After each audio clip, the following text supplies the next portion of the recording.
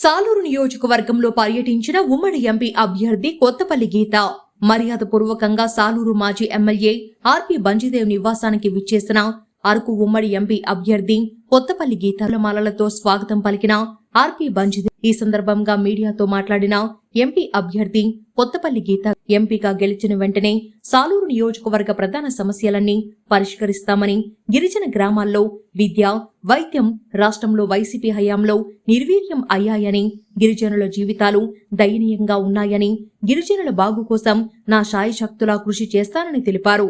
GO number 3 ద్వారా గిరిజనులను ఇబ్బందులకు గురి చేస్తున్నారు. వైసీపీ స్థానిక మంత్రులు ఐటీడీఏ గవర్నింగ్ బాడీ మీటింగ్ సైతం నిర్వహించలేదని తెలిపారు. నిర్ణయించారంటే దాని అర్థం ఏంటంటే అన్ని విధాలుగా పరిశీలించి అర్హత ఉన్న వాళ్ళకే ఇక్కడ స్థానం కల్పించబడింది. ఎవరైతే పార్టీ కోసం పనిచేయకుండా అక్రమమైన కేసులు పెట్టుకుంటూ తిరుగుతున్నారో వాళ్ళ మీద చిత్తశుద్ధితో పనిచేశాను. అందరికీ కూడా ప్రతి ఒక్కరితో మమేకమై ఇంతకు ముందు ఎవరు ఎంపీలు ఇక్కడ మమేకమైన అవ్వనంత ఎక్కువగా ఈ 5 సంవత్సరాలు బట్టి చూస్తే మీరు ఎప్పుడు ఇక్కడ ఎంపీని చూసి ముందు కూడా ఇదే చోట కూడా మీటింగ్ పెట్టి మాట్లాడడం జరిగింది. ఇంతకు ముందు కూడా నేను ఇక్కడ ఎలా అయితే ప్రజలతో మమేకమై ఇక్కడున్న ఇష్యూస్ అన్ని పార్లమెంట్లో రిఫ్లెక్ట్ చేశాను. పార్లమెంట్లో కూడా 25 మంది ఎంపీల్లో కూడా ప్రథమ స్థానాన్ని నేను పొందాను.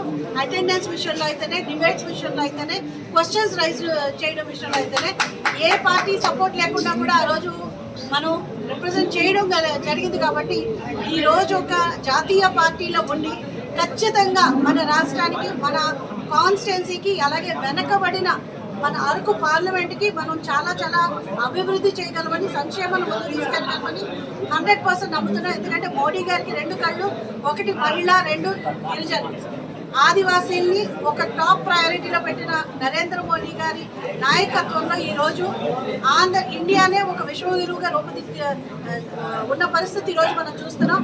అలాగే ఆంధ్రప్రదేశ్ నరేంద్ర మోడీ గారి నాయకత్వంలో ఖచ్చితంగా 100% అభివృద్ధి సాధిస్తుంది. గిరిజనులకు మంచి జరుగుతుంది. వెనకబడిన ప్రతి ఒక్కరికి కూడా నరేంద్ర మోడీ గారు, అలాగే మన ఉమ్మడి కూటమి అభ్యర్థిగా ఉన్న ప్రతి ఒక్కళ్ళు కూడా చిత్తశుద్ధితో పనిచేస్తారు.